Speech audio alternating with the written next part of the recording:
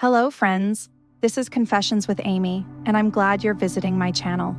Here we share new confessions every day. When the cab finally turned down Westridge Drive, I felt my stomach twist with the kind of butterflies that weren't pretty, they had claws. The kind you get before a life shifts. I hadn't been home to St. Albans, Vermont in almost a year. College in Boston had changed me more than I expected. I cut my hair short, I read books I didn't understand, I drank bitter coffee and said things like late capitalism in casual conversation. But deep down, I was still someone's daughter. I thought I was coming home. The trees lining the street were thinner than I remembered. Maybe it was the light, or maybe I was just seeing them differently. The cab rolled to a gentle stop in front of the house. Except, I blinked. The house was the same pale blue with white shutters, the one I scraped my knees in front of when I was 5, where my dad hung plastic icicles every December and cursed at the cold. But now, there was a big red and white sign hammered into the front lawn. For sale. I leaned forward, hoping the sign was maybe for a neighbor. Maybe someone on Zillow got lazy and misplaced the address. But no. Our mailbox still had the faint sticker letters that read Velez, our last name. The garden gnome I painted in 7th grade was still there, half buried in mulch. The wind rustled and I swear the world paused to breathe in my shock. Then I saw them. Trash bags. 5 or 6 of them, piled up like forgotten cargo on the front porch steps. One was split open at the top. A notebook poked out, its cover bent. I recognized the sticker on it. My sticker. My notebook. My stuff. I felt cold all over. Not just New England morning cold. No, abandoned kind of cold. I climbed out of the cab and walked slowly to the porch. The driver asked if I needed help with my bags, but I couldn't answer. My bags. I hadn't even gotten them yet. Because apparently, these were my bags now. The door was locked. The windows were empty. No couch. No kitchen curtains. No sign of life inside. I yanked out my phone and called my mom. It rang 3 times. She picked up. Her voice was sharp and dry, like she'd been halfway through folding laundry. "Addie?" "Mom," I said, swallowing air. "Where are you?" She paused. A long, aching pause. Then, "We moved. You weren't supposed to be back for another month." What? No one told me. There's a for sale sign. My things are in trash bags on the porch. We had to move fast. I left what I thought you'd want. The rest was junk. You're 19, Adeline. It's time you figured things out. You're an adult now. A beat of silence. Then 5 words that would stick in my head like a splinter for the next year. Figure it out on your own. And the line went dead. I sat on the front steps for nearly an hour. It was June in Vermont, which meant the sun was trying to be generous, but it still carried that damp bite from the mountains. A summer breeze rustled the for sale sign like it was mocking me. The neighborhood was still. Too still. The only sound was the occasional bird and the steady ringing in my ears. I finally tore open the trash bags. The first one had my high school yearbooks, still smelling faintly of Sharpie and regret. Another had old clothes, mostly the ones my mom never liked. The shirts that were too boyish, the jeans I'd patched up myself. The third bag had books from my dorm shelf, dog-eared and underlined in obsessive colors: Wolfe, Plath, Baldwin, Morrison. My copy of The Bell Jar was bent in half. That hurt the most, for some reason. There was no note. No envelope with a check. Not even a post-it with a sorry. Just bags. Just trash. It started to rain. Not a thunderstorm. That might have made this moment poetic. No, it was that quiet, steady drizzle that soaks you before you realize you should run. I didn't move. I just pulled my hoodie tighter and stared at the porch where my childhood used to be. My phone buzzed again. Dad. I let it ring. Then Mom. Then again. Then a text. Don't make this harder than it needs to be. Harder? I stared at the screen, numb. A different kind of anger started rising in my chest. The slow, creeping kind. Not fire, ice. The kind that crystallizes your blood. They moved without telling me. They threw away my life in garbage bags. And now I was the one making it harder? I stood up slowly and looked around the street. It felt like I'd stepped into an alternate version of my own memories.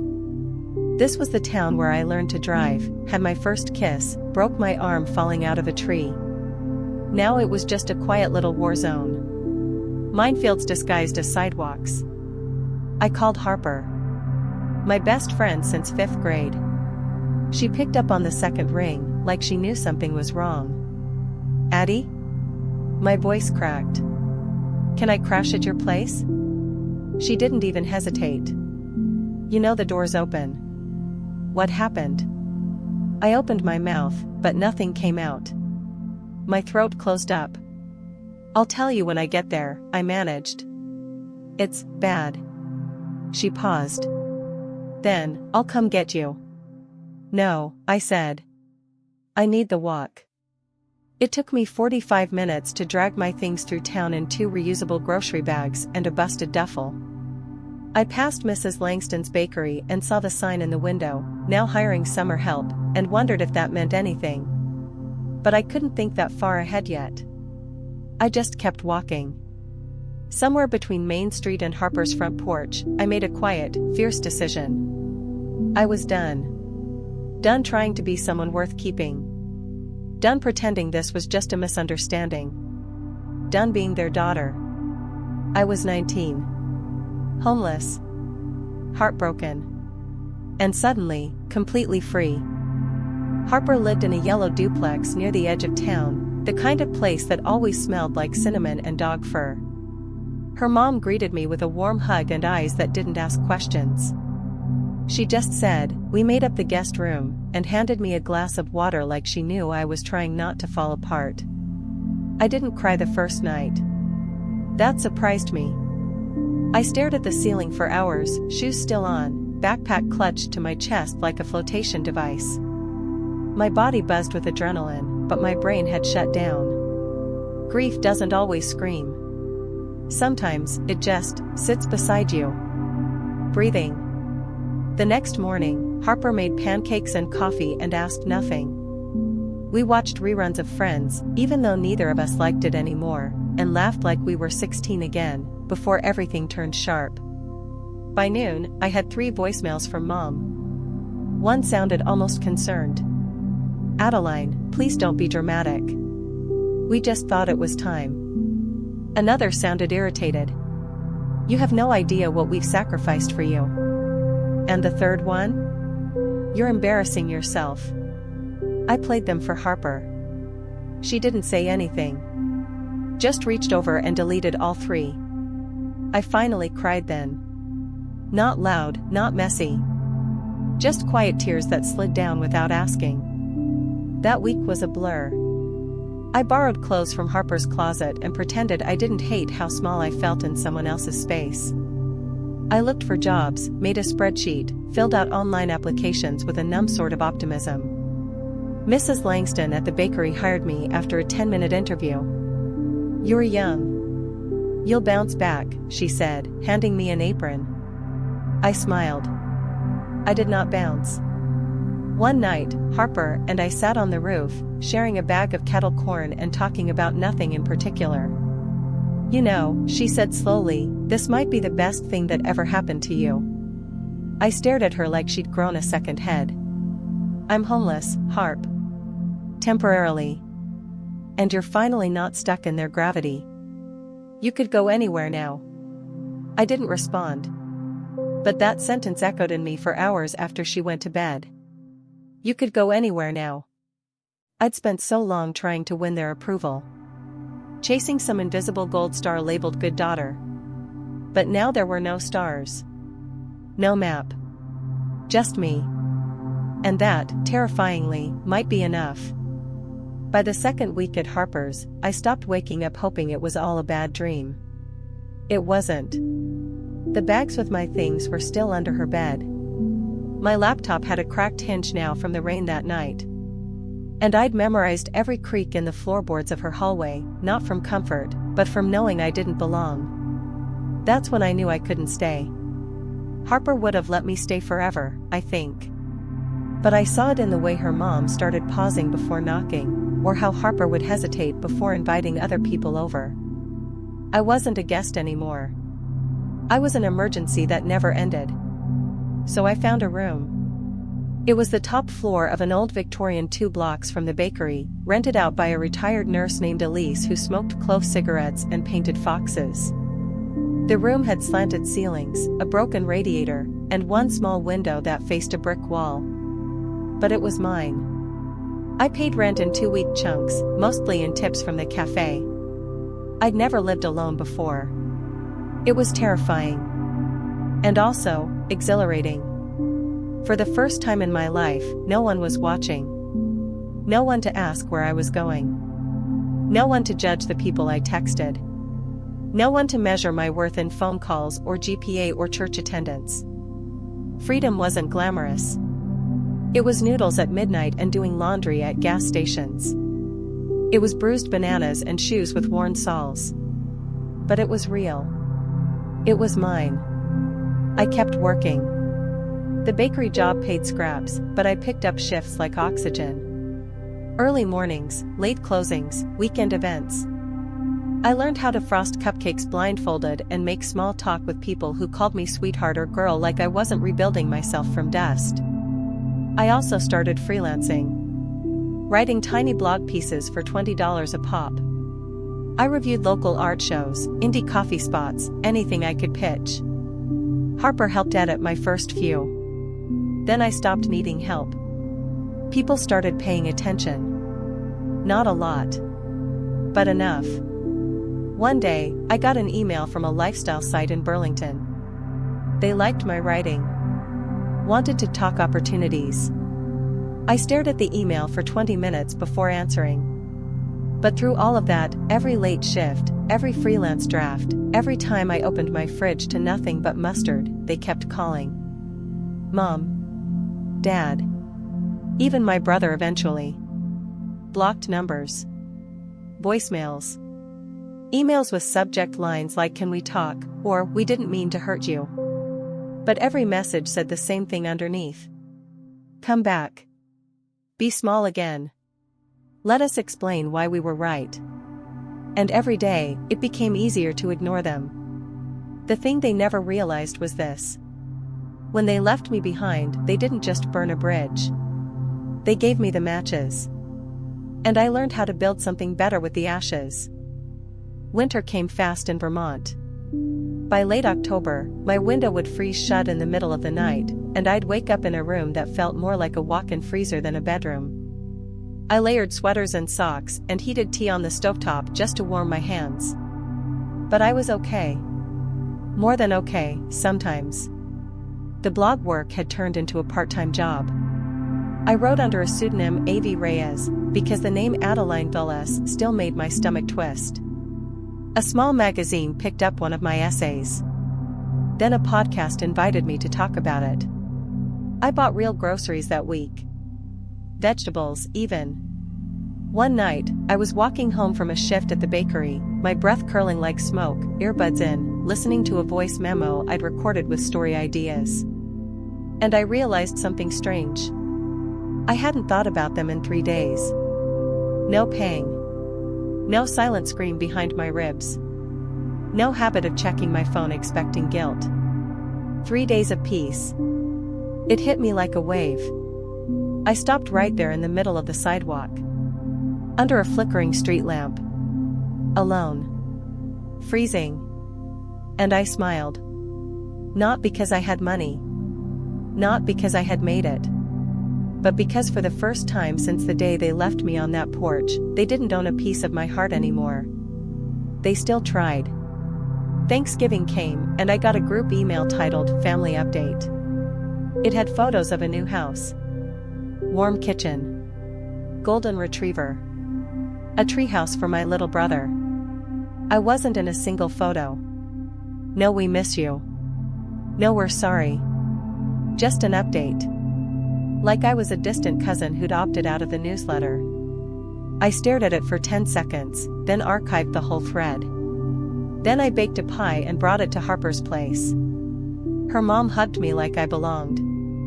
We ate stuffing and bad cranberry sauce and watched bad movies.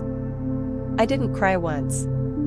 That winter, I bought a tiny, second-hand space heater with my writing money.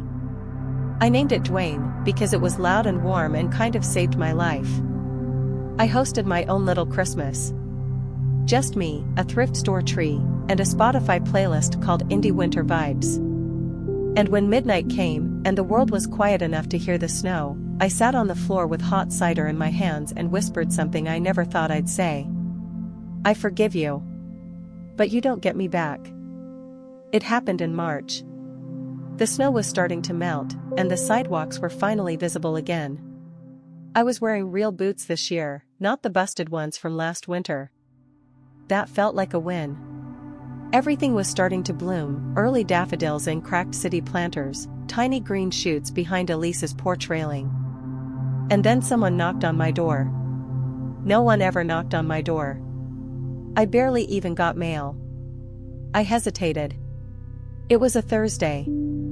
I'd just submitted a draft for a profile piece and was halfway through making soup. My hair was up, I was in sweatpants, and Dwayne the space heater was humming contentedly in the corner. Another knock. 3 short raps. Familiar rhythm. My stomach dropped. There was no reason for it to feel like a memory, but it did. I opened the door. And there they were. My parents. Standing together like no time had passed. Like they hadn't dumped me on a porch with my life in trash bags and a voicemail full of guilt. My mom looked smaller than I remembered. My dad was holding a paper bag, probably from the bakery, which was poetic in a way that made me nauseous. For a moment, no one spoke. Then my mom said, "You look healthy." Not good. Not happy. Healthy. "Hi," my dad added. I crossed my arms, cold despite the heater running behind me. "What do you want?" They exchanged a glance like they were still deciding who would take the hit. "We were in town," my dad said. "We thought maybe," my mom started, then trailed off. "You thought maybe what?" I said. "That I'd forgotten everything?" "No," she said quietly. "That maybe you'd be ready." The silence between us stretched thin, like the air before glass breaks. I let it hang. Then I said, very calmly, "I needed you. You needed to move. You didn't even need to take me with you. But you could have told me. You could have sent a text. A 2-sentence email. You left me on a porch like a broken chair, and now you want what, closure?" They didn't answer. "I don't hate you," I said. "But I don't owe you anything anymore. You gave up that right." My mom's eyes welled with something, regret maybe. Or the realization that I wasn't afraid of her anymore. And then I said the sentence that finally made my voice stop shaking. "You don't get to decide when I'm ready." I already decided. I stepped back inside. I didn't slam the door. I just closed it. Quietly. Completely. Back at my desk, I opened a new document. Title, How to Leave Without Apology. And I started typing. A month after they showed up, I signed a lease on a new apartment. Nothing fancy. A studio with hardwood floors and a skylight that leaked a little when it rained. But it was mine, truly mine this time. No borrowed couches. No pity. No memories hiding in floorboards. I painted the walls soft sage green and filled the shelves with thrifted books, second-hand art, and plants that somehow refused to die. I named them after female authors, Zora, Sylvia, Toni, Virginia. It felt like having a gang of women watching over me. I quit the bakery too. It was scary. I'd loved that place. Loved what it represented, survival, consistency, dignity and routine. but I was ready to outgrow it. I was making enough money from writing now to freelance full-time. Real publications, real assignments. Even a small recurring column. People started calling me a writer. The first time someone said that out loud at a networking event, I almost corrected them. I still felt like a girl pretending to be someone important. But I just smiled and said, yeah, I am. Harper came over one night with wine and a bag of frozen dumplings. We sat on the floor of my new place, backs against the cabinets, laughing about our high school selves. You know, she said between sips, when they left you, I thought you'd go back. I raised an eyebrow. Seriously? She shrugged. Not because you're weak. Because you love so hard. I thought they'd yank on that one last string. They tried, I said. Yeah, but you didn't budge. I didn't respond. I didn't need to. Because I felt it too now, the deep, unshakable truth of it. I had built a life without them. A life full of late-night edits and messy drafts. A life of oat milk lattes and sunburned shoulders on writing retreats. A life where I decided who got my time, my voice, my love. And they weren't in it. I got one more email from my mom. The subject line was just, still hoping. I didn't open it. Didn't need to. Because here's the thing no one tells you about walking away. At first, it feels like tearing off your own skin. But if you survive the sting, something stronger grows back. My first essay collection came out in the fall. Small press. Modest advance. A soft matte cover with my name, Addison Velez, printed in gold foil across the top. I ran my fingers over the letters like they might disappear if I didn't memorize them. It was called What They Left Behind. I didn't write it for revenge. Or pity. I wrote it because stories save people. They had saved me. And now, maybe, my voice could be a lifeline for someone else standing on a porch with nowhere to go. The book launch was held at a little independent bookstore in Burlington. Folding chairs, string lights, cider and paper cups. Harper sat in the front row, grinning like she'd built the stage herself. Elise came too, smelling like clove and wearing a scarf she'd painted with foxes. When I read the final paragraph of the final chapter, the room went still. There are things I will never understand about how they loved me. But that's okay. Because I no longer live inside that version of love. I built a new one. And it's mine. Entirely mine. Applause came like a wave. I smiled, bowed slightly, and felt my spine hold taller than it ever had before. A few days later, a journalist interviewed me for a local paper. She asked, gently, "Do your parents know about the book?" I didn't lie. I imagine they do. She hesitated, pen hovering. What would you say to them if they were reading this? I paused. Thought. Let the quiet settle around the question. Then I said, nothing. The girl they left behind doesn't live here anymore.